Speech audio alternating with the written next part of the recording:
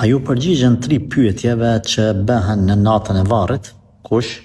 Fëmijët që vdesin në barkun e nanës. Nuk ju përgjigjen. S'ka nevojë me ju përgjigje. Ata nuk janë të obliguar me mësimet e fesë për arsye se kanë vdekur të vegjël. Në momentin që vdesin, Allahu xhaleshanu shpirtat e tyre i çon direkt në xhenet. Pastaj pas ditës së gjykimit apo pas ditës së kiametit, ringjallen në trupat e tyre edhe bëhen ndërmjetësues për prindrit e vet.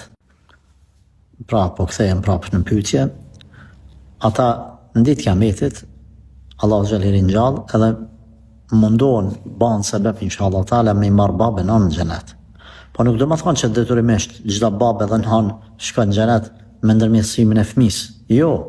Parimisht do të më konë besimtar prindi edhe një të shtyme, po thojmë kështu, një ndim të madhe apo një sebeb i madh bëhet fëmia për këtë babë, për këtë nanë.